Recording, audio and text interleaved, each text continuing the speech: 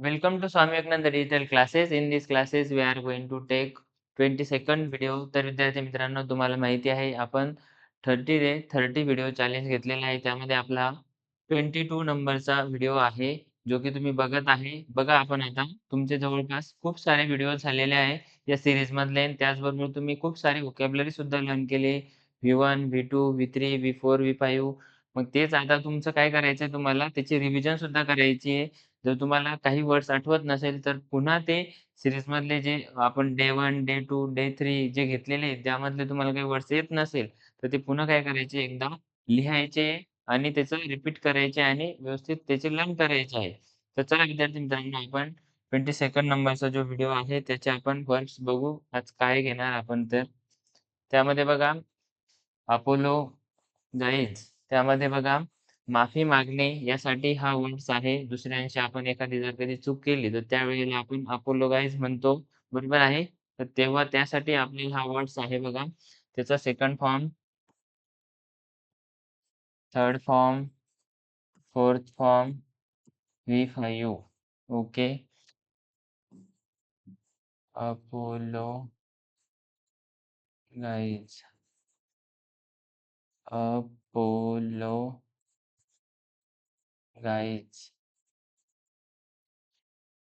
अपोलोगायझिंग.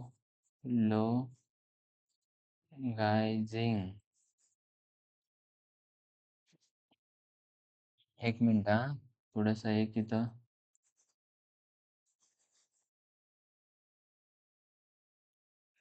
अपोलोगायझिंग. व्यवस्थित स्पेलिंग पण बघून घ्या. अपोलोगायझेस.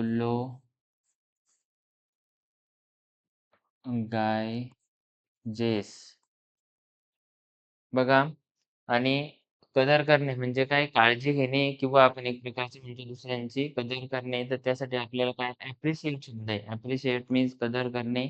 त्याचा सेकंड फॉर्म सुद्धा त्याच प्रकारे आहे. ॲप्रिशिएट.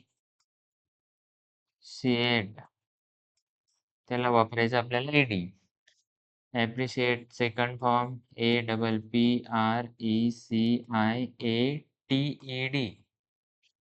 ॲप्रिशिएटिंग. ॲप्रिशिएटिंग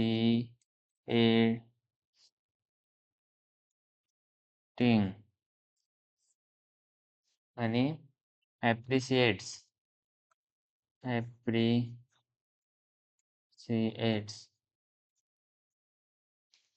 अप्रूव्ह मीन्स काय आहे? मान्यता देणे.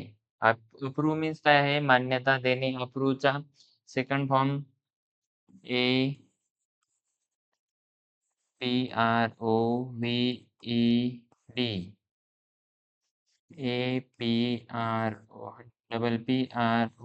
APROVED. नंतर अप्रूव्हिंग. APPROVING.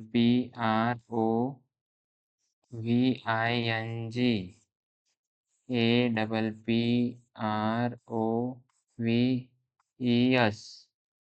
समजलं आहे का सर्वांना? अशा प्रकारे आपण जवळपास 3 वर्ड्स सुद्धा कंप्लीट केले. त्याचे वर्ड्सचे फॉर्म सुद्धा लिहिलेले आहे. आर्ग्यू मीन्स वाद घालणे. बघा हे जे वर्ड्स आहे तुम्हाला तुमची इंग्लिश स्पीकिंग एकदम फ्लुएंट करण्यासाठी खूप अत्यंत महत्त्वाचे आहे. तुमच्याकडे जर कधी स्ट्रक्चर असतील, त्याचं व्यवस्थित जर स्ट्रक्चर असेल सर्व आणि त्याचा जर कधी वापर तुम्ही ह्या वर्ड्सचा सोबत जर केला, तर तुम्हाला चांगल्या प्रकारे इंग्लिश फ्लुएंटमध्ये बोलता येईल. तर बघा आर्ग्यू मीन्स काय आहे? तर वाद घालणे. त्याचा सेकंड फॉर्म सुद्धा आर्ग्यू, ईडी. थर्ड फॉर्म आहे आर्ग्युइंग.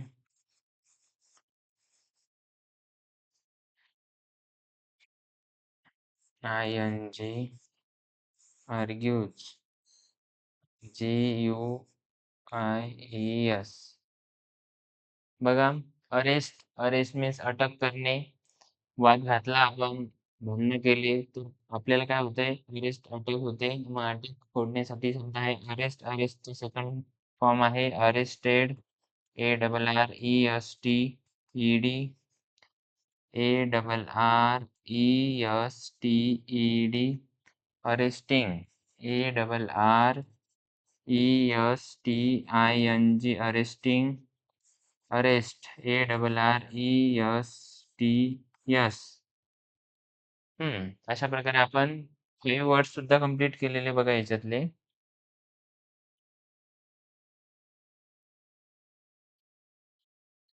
पुढचे बघू आपण आता लगेच. अराईव्ह मीन्स काय आहे? पोहोचणे. बरोबर आहे. एखाद्या ठिकाणाहून दुसऱ्या ठिकाणी पोहोचणे. पोहोचण्यासाठी अराईव्ह हा वर्ड वापरतो आपण. त्याचबरोबर आपण कोणता वापरतो? रीच. बरोबर आहे ना? तर अराईव्हचा सेकंड फॉर्म बघू आपण. ARRIVED. थर्ड फॉर्म आहे ARRIVED. V4 आहे ARRIVING, arriving.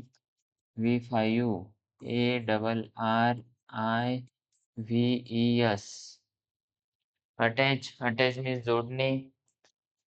Attach, ATTACHED. ATTACHED.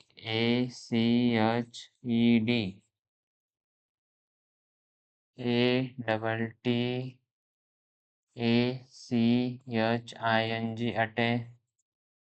अटॅचिंग आणि अटॅचेस. ATTACHES. अटॅच. अटेम्प्ट म्हणजे प्रयत्न करणे. जसं आपण first attempt, second attempt, third attempt असं म्हणतो बघा. बरोबर आहे की नाही? अटेम्प्ट मीन्स प्रयत्न करणे.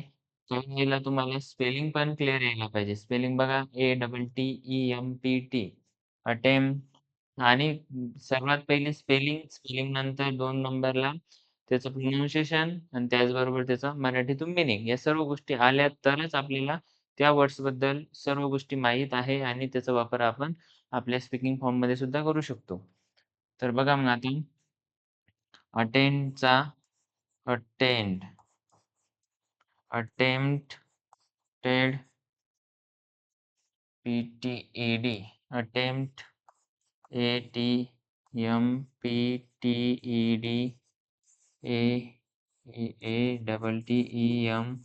ATTEMPTED.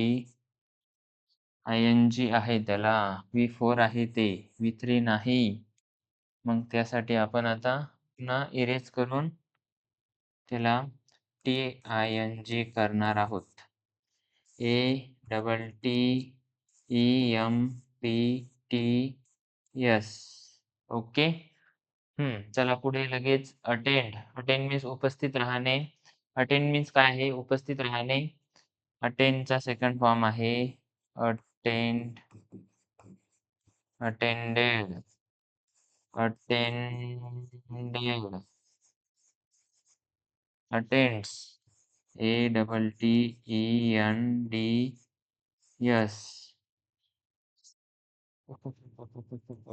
V5 समजलंय मी त्याला. ING, attends, ATTENDS.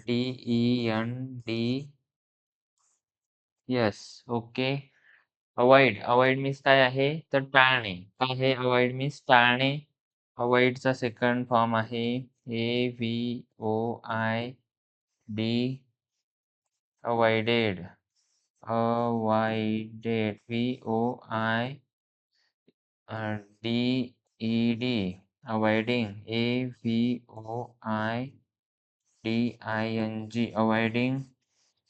आणि अवॉइड्स, AVOIDSD आणि S. अवॉइड्स मीन्स टाळणे. आपण काही वाईट गोष्टी असतात त्यांना टाळलं पाहिजे आणि चांगल्या गोष्टी असतात त्यांना आपण त्यांचा स्वीकार केला पाहिजे. जसं की आता तुम्ही लेक्चर बघताय, या चांगल्या गोष्टी आहे.